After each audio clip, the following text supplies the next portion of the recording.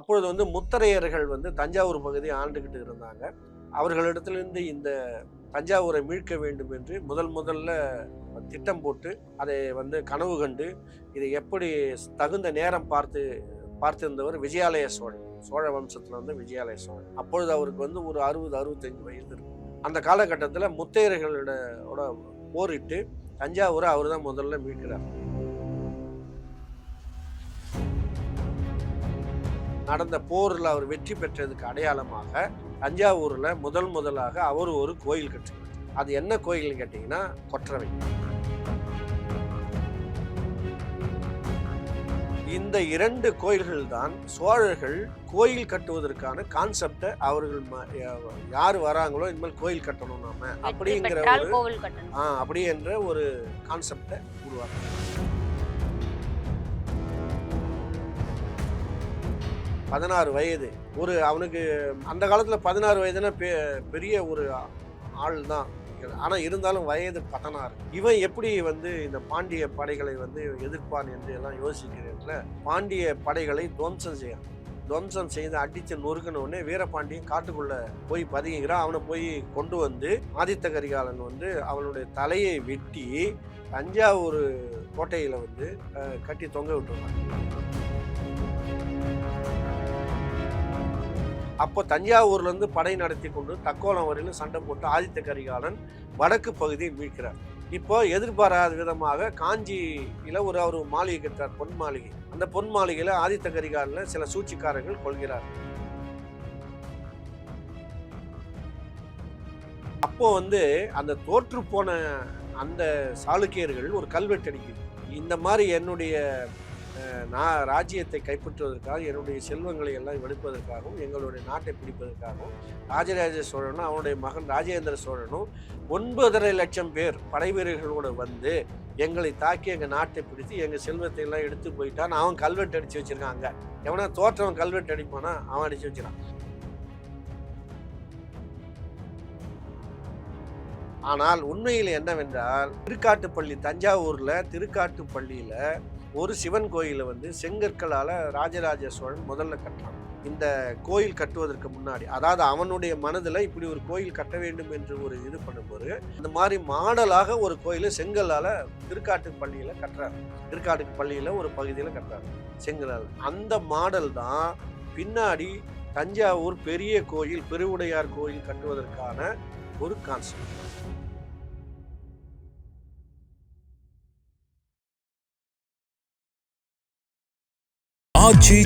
எந்த சமையலும் ருசி தேடும் ரகசியம் 20 ரூபாய்.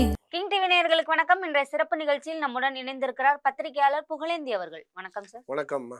எப்படி இருக்கீங்க சார்? நல்லா இருக்கேம்மா. நீண்ட நெடும் காலமாச்சு நம்ம 2 பேரும் சந்திச்சு. இடையில கொஞ்சம் சில பணிகள், அந்த பணிகளால சந்திக்க முடியாத போனது. இப்போ நாம என்ன பார்க்க போறோம் அப்படின்றத நீங்க சொல்லுங்க. தஞ்சாவூர் பெரிய கோவில், பெருவுடையார் கோவில் இல்ல பிரகதீஸ்வரர் கோவில் 6 நிலநடுக்கங்களையும் தாண்டி கம்பீரமா நிக்குது. 1000 ஆண்டுகளாயும் அதுல இருந்து ஒரு சின்ன துணுக்கு கூட கீழே விழுகல அப்படின்ற ஒரு பெருமையா பார்க்கப்படுது. இந்த கோவிலை கட்டணும் அப்படின்னு சொல்லிட்டு ராஜராஜ சோழனுக்கு எப்படி ஐடியா வருது சார்? இப்போ சோழர்களுடைய இடைக்கால சோழர், முதல்ல நம்ம சங்ககால சோழர்கள், இடைக்கால சோழர்கள், அப்புறம் கடைசியா வாழ்ந்த சோழர்கள் என்று 3 பிரிவா நம்ம சோழர்களை பிரித்துக்கிறோம். சோழ வம்சத்தை அதில் பார்த்தீங்கன்னா முதல்ல சங்ககால சோழர்கள். அது வந்து நம்ம கரிகால் வளவன் இருக்கீங்களா, கரிகால் பெருவளத்தான், அவனுடைய பிள்ளைகள் கிள்ளி வளவன், நெடுங்கிள்ளி, அப்புறம் பெருங்கிள்ளி, அவங்க பையன் பேரங்கள், அவங்களுடைய காலத்தோட அது முடிந்து போகிறது முதல் கட்டம். அதுக்கு பிறகு சோழர்கள் வந்து கொஞ்சம் இடைக்காலத்தில் கொஞ்சம் வலிமை குன்றி இருக்கிறார்கள். அது வந்து இந்த கரிகால் சோழனுடைய பிள்ளைகள் பேர பிள்ளைகளுக்கிடையே ஏற்பட்ட வாரிசு உரிமை போறதுனால அது பலம் இழந்து போயிட்டாங்க. அதுக்கப்புறம் கொஞ்சம் அவர்கள் வந்து சோழர்கள் வம்சம் கொஞ்சம் வலிமை குன்றி சிறு சிற்றரசுகளாக வாழ்கிறார்கள். அப்படி வாழ்கின்ற காலத்தில் இந்த இவர்கள் வந்து பல்லவர்களுக்கு வந்து அவர்களுடைய போர்ப்படையில் அவங்க கூப்பிட்டா போய் சண்டை போடுற மாதிரி ஒரு குழுவாக இருக்கிறார்கள். அப்பொழுது வந்து முத்தரையர்கள் வந்து தஞ்சாவூர் பகுதியை ஆண்டுகிட்டு இருந்தாங்க. அந்த முத்தரையர்களில் வந்து அவர்களிடத்திலிருந்து இந்த தஞ்சாவூரை மீட்க வேண்டும் என்று முதல்ல திட்டம் போட்டு அதை வந்து கனவு கண்டு இதை எப்படி தகுந்த நேரம் பார்த்திருந்தவர் விஜயாலய சோழன். சோழ வம்சத்துல வந்து விஜயாலய சோழன். அப்பொழுது அவருக்கு வந்து ஒரு 60-65 வயது இருக்கும். அந்த காலகட்டத்தில் முத்தையர்களோட போரிட்டு தஞ்சாவூரை அவர் தான் முதல்ல மீட்கிறார். அது வந்து 985 விஜயாலய சோழன் வந்து இந்த தஞ்சாவூரை மீட்கிறார். தஞ்சாவூரை மீட்கிறதுக்கு அந்த முத்திரையர்களோட நடந்த போரில் அவர் வெற்றி பெற்றதுக்கு அடையாளமாக தஞ்சாவூரில் முதலாக அவர் ஒரு கோயில் கட்டுகிறார். அது என்ன கோயில்னு கேட்டிங்கன்னா கொற்றவை. அந்த கொற்றவைக்கு இப்போ சமஸ்கிருதத்தில் வேற பேர் வச்சுட்டாங்க. இன்னும் நிதம்ப சூதினி அப்படின்னு ஒரு பேரை வச்சுட்டாங்க. ஆனால் அது கொற்றவை கோயில். முதல் கொற்றவை கோயிலை விஜயாலய சோழன் தான் எழுப்புகிறார். அதுக்கு முன்னாடி சோழர்கள் வந்து பெரும்பாலும் கோயில் கட்டி பெரிய அளவில் கோயில் கட்டியது இல்லை. அப்படி கோயில் கட்ட அது எதுக்காக கட்டினாருன்னா, போர் நம்ம தமிழர்கள் போருக்கு தொடங்குவதற்கு முன்னாடி, போருக்கு போவதற்கு முன்னாடி கொற்றவையை வணங்குவது வழக்கம். அந்த வகையில் தஞ்சாவூரை மீட்பதற்கு வெற்றி தேடி தந்த கொற்றவை நினைவாக ஒரு கோயிலை தஞ்சாவூரில் முதல் கட்டுகிறார் விஜயாலய சோழன். அதற்கு பிறகு அந்த திருப்புறம்பயம், அதை நம்ம மாயவரத்துக்கு பக்கத்தில் இருக்கிறதா சொல்கிறாங்க. அந்த திருப்புறம்பயம் போர், அந்த போரில் வெற்றி பெற்றதுக்கு அடையாளமாக அவர் வந்து அடுத்ததாக ஒரு கோயில் கட்டுறாரு. கொற்றவை கோயில் இல்லை, அது ஈஸ்வரன் கோயில். ஒரு மலை மேலே கட்டுறாரு. அது மேகமலையே ஏதோ ஒரு மலை, அந்த பகுதியில் அவர் கட்டுறார். இந்த 2 கோயில்கள் தான் சோழர்கள் கோயில் கட்டுவதற்கான கான்செப்டை அவர்கள் யார் வராங்களோ இனிமேல் கோயில் கட்டணும் நாம அப்படிங்கிற அப்படி என்ற ஒரு கான்செப்டை உருவாக்குறாங்க. இப்ப விஜயாலய சோழனுக்கு பிறகு தஞ்சாவூர் தான் தலைநகரமாக இருக்குது. அவர் தான் முதல்ல இருக்கார். அது எப்பன்னா ராஜேந்திர சோழனுடைய ஒரு 10 ஆண்டு காலம், அவருடைய காலம் வரையிலும், அந்த கங்கை கொண்ட சோழபுரம் உருவாக்கின்ற வரையிலும் தஞ்சாவூர் தான் சோழர்களுடைய தலைநகரமாக இருந்து. இதை வச்சுக்கிங்க. இப்போ விஜயாலய சோழனுக்கு பிறகு அவருடைய பிள்ளைகள் அவருடைய இதில் வருகின்ற பொழுது கடைசியாக வந்து சுந்தர சோழருடைய ஆட்சிக்கு அந்த தஞ்சாவூர் வருது. அவருடைய இதில் சுந்தர சோழருடைய பிள்ளைகள் தான் ஆதித்த கரிகாலன், 2வது வந்து குந்தவை, 3வது அருண்மொழி தேவர் என்கின்ற அருண்மொழிவர்மன். அவர் தான் பின்னால ராஜராஜ சோழன்னு சொல்றார். ஆனா இந்த ஆதித்த கரிகாலன் வந்து 16 வயதிலே வயது வரும்பொழுது தஞ்சாவூர் சோழர்களுடைய தலைநகருக்கு ஒரு நெருக்கடி வருது. என்னன்னா, வடக்கு பக்கம் ராஷ்டிரகூடர்கள், தெற்கு பக்கம் பாண்டியர்கள், இந்த பக்கம் சேரர்கள், அந்த பக்கம் பார்த்தீங்கன்னா தென்கிழக்கு பகுதியில் வந்து இலங்கையை சேர்ந்த அவர்கள், மகிந்தர் வம்சத்தை சேர்ந்தவர்கள் நெருக்கடி கொடுக்குறாங்க. இப்போ இதையெல்லாம் சமாளிக்கணும் சுந்தர சோழர். அவருக்கு வயதாகி போயிட்டு உடல்நிலை சரியில்லாமல் ஒரு சூழ்நிலை வருகின்றது. இந்த நேரம் வந்து எங்கே வந்து பகைவர்கள் வந்து அட்டாக் பண்ணிடுவாங்களோ அப்படின்னு பயப்படுற பொழுது அந்த நேரத்தில் வந்து வீரபாண்டியன் ஒருத்தர் வந்து என்ன பண்ணுறாருன்னா, பாண்டிய மன்னன் வந்து தஞ்சாவூரை தாக்குவதற்காக முயற்சிகள் எடுக்கிறார். அப்பொழுது வந்து சுந்தர சோழர் என்ன செய்கிறாருன்னா, ஒரு பெரும் படையை திரட்டி அதுக்கு படை தளபதியாக ஆதித்த கரிகாலனை நியமிக்கிறார். ஆதித்த கரிகாலன் தான் போய் அந்த வீரபாண்டியனை வந்து எதிர்த்து சண்டை போடுறார். அப்போது வயது அவருக்கு 16. நல்லா ஞாபகம் வச்சு, 16 வயது. அவனுக்கு அந்த காலத்தில் 16 வயதுனா பெரிய ஒரு ஆள் தான். ஆனால் இருந்தாலும் வயது 16. இவன் எப்படி வந்து இந்த பாண்டிய படைகளை வந்து எதிர்ப்பான் என்று எல்லாம் யோசிக்கிற இடத்துல பாண்டிய படைகளை துவம்சம் செய்து அடித்து நொறுக்கினோடனே வீரபாண்டியன் காட்டுக்குள்ள போய் பதுங்கிக்கிறான். அவனை போய் கொண்டு வந்து ஆதித்த கரிகாலன் வந்து அவனுடைய தலையை வெட்டி தஞ்சாவூர் கோட்டையில் வந்து கட்டி தொங்க விட்டுறான்.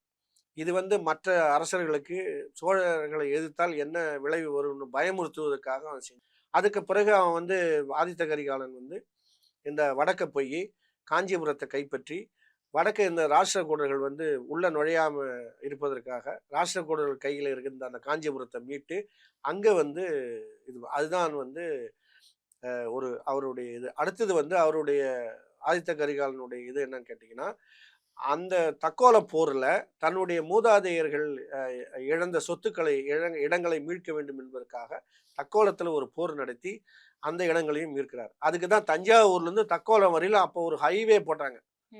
அது எங்கள் ஊர் பகுதியில் தான் போகுது. திருக்கோயிலூருக்கு பக்கத்தில் இந்த ஆதி திருவரங்கம்னு ஒன்று இருக்குது. ஆதி திருவரங்கம்னு. அந்த ஆதி திருவரங்கம் வழியா தான் அந்த சாலை போகுது. அப்ப தஞ்சாவூரான் சாலைன்னு சொல்லுவாங்க அத. இப்பவும் அந்த சாலை இருக்குது. இப்போ வந்து என்ன பண்ணியிருக்காங்கன்னா, தியாக துருகத்திலிருந்து அந்த சாலைய இப்ப 4 வழி சாலையாக மாற்றி, திருவண்ணாமலை வரையிலும் ஒரு சாலையா போட்டுட்டாங்க. அது வந்து தியாக துருகத்திலிருந்து நேரா இளவாசனூர் கோட்டை, கோட்டை வழியா போய் ஆசனூர் போயி, ஆசனூர்லேருந்து அந்த பாலின்னு ஒரு கிராமம் இருக்குது. அந்த பாலி கிராமம் வழியா மங்களம்பேட்டை போயி, மங்களம்பேட்டையிலேருந்து விருத்தாசலம் வழியா போயி, அப்புறம் வந்து அந்த சேத்தியாத்தோப்பு அந்த வழியாக போய் வீரநாராயண ஏரி வழியா போய் தஞ்சாவூர் வழியும் போகுது அந்த சாலை. சில இடங்கள்ல காணாம போயிடுச்சு. சில இடங்கள்ல இன்னும் இருக்குது அந்த தஞ்சாவூரான் சாலைன்னு. அப்போ தஞ்சாவூர்லேருந்து படை நடத்தி கொண்டு தக்கோலம் வரையிலும் சண்டை போட்டு ஆதித்த கரிகாலன் வடக்கு பகுதியை மீட்கிறார். இப்போ எதிர்பாராத விதமாக காஞ்சியில அவர் மாளிகை கட்டுறார், பொன் மாளிகை. அந்த பொன் மாளிகையில ஆதித்த கரிகாலனை சில சூழ்ச்சிக்காரர்கள் கொள்கிறார்கள். அவர்கள் வந்து யாராக இருக்கும் என்று வந்து பின்னாடி வந்து ஒரு விசாரணை நடத்துறாங்க. அதுக்கு பிறகு இப்போ வந்து சோழத்துல வந்து சுந்தர சோழருக்கு அப்புறம் அவர் தன்னுடைய மகன் கொல்லப்பட்டதுனால அவர் நோய்வாய்ப்பட்டு இருக்கிற காலத்துல சோழருக்கு அடுத்து தலைவர் யார் என்ற ஒரு பிரச்சனை வருகின்ற பொழுது ராஜராஜ சோழனை நியமிக்கிறாங்க. ஆனா ராஜராஜ சோழன் அதை என்று சொல்கின்ற அருண்மொழிவர்மன் என்ன செய்யறாருன்னா, தனக்கு அனுபவம் போதாது, இருந்தாலும் தன்னுடைய சித்தப்பா இருக்கட்டும்னு சொல்லிட்டு அதுல வந்து உத்தம சோழனை வந்து தன்னுடைய சித்தப்பாவை வந்து நீங்க ஆட்சி பண்ணுங்கன்னு விட்டு கொடுக்குறாரு. அவர் ஒரு 15 ஆண்டு காலம் ஆட்சி செய்கிறார். அந்த ஆட்சியில என்ன நடக்குதுன்னு கேட்டிங்கன்னா, அந்த ஆதித்த கரிகாலனை கொன்றவர்கள் வந்து அந்த மாளிகையிலே வேலை செய்கிறானுங்க.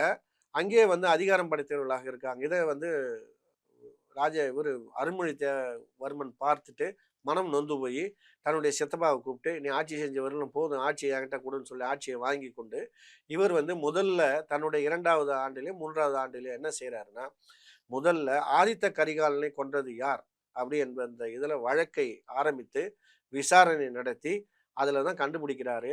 இதில் வந்து அந்த பரமேஸ்வரன், சாம்பன், அப்புறம் வந்து இந்த 4 பேர் அதில் வந்து அவர்களை வந்து சில பேர் என்ன சொன்னா பாண்டியர்களுடைய கைக்கூலிகள், பாண்டியர்களுடைய ஆட்கள், அதெல்லாம் கிடையாது. அவர்கள் வேற ஒரு பிரிவை சேர்ந்தவர்கள், வடக்கிருந்து வந்த ஆரியர்கள் என்று அதில் தெளிவாக வந்து கண்டுபிடிக்க முடியும்.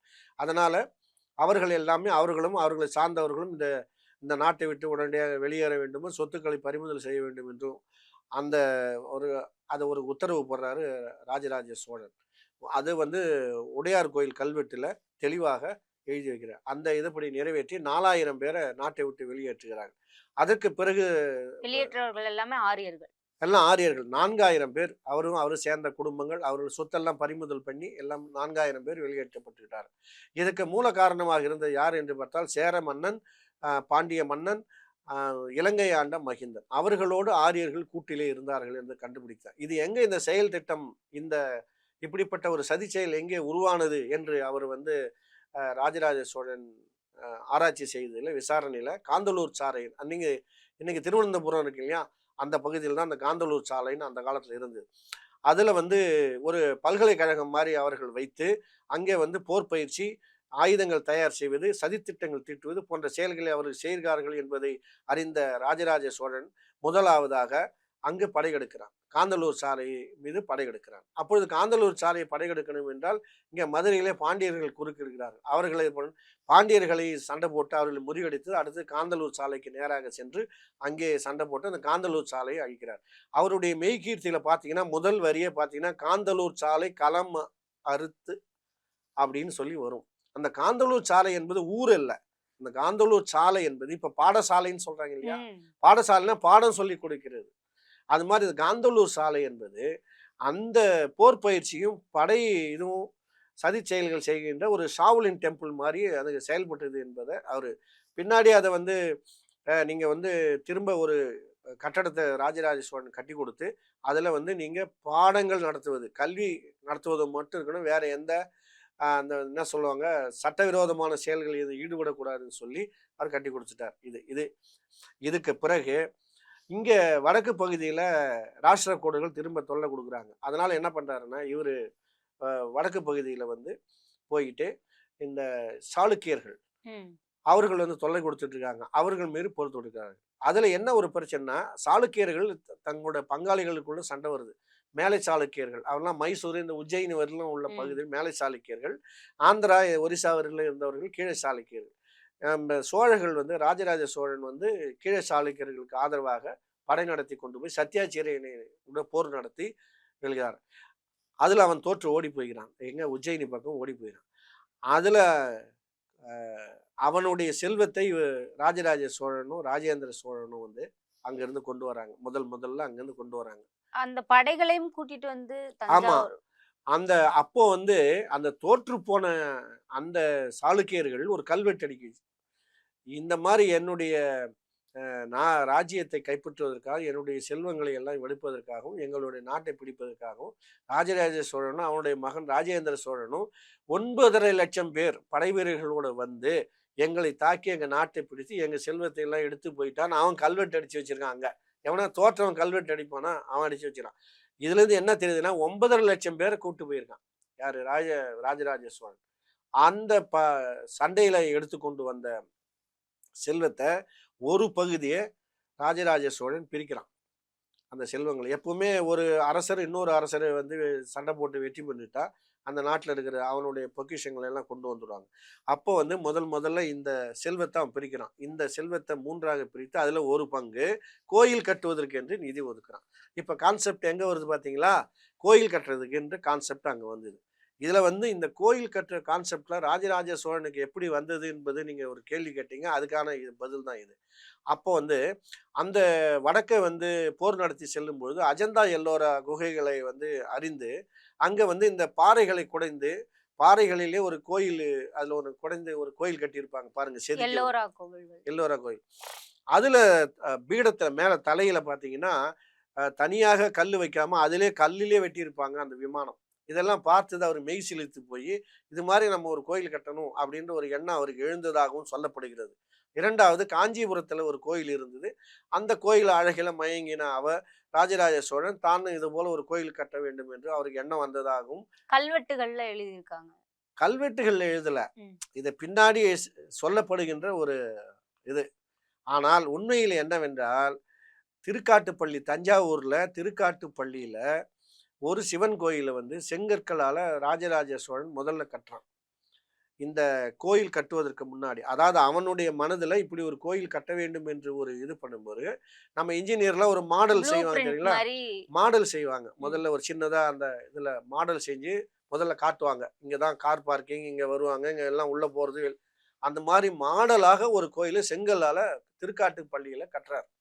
திருக்காட்டுக்கு பள்ளியில ஒரு பகுதியில கட்டுறாரு செங்கலால். அந்த மாடல் தான் பின்னாடி தஞ்சாவூர் பெரிய கோயில், பெருவுடையார் கோயில் கட்டுவதற்கான ஒரு கான்செப்ட். புரியுதுங்களா?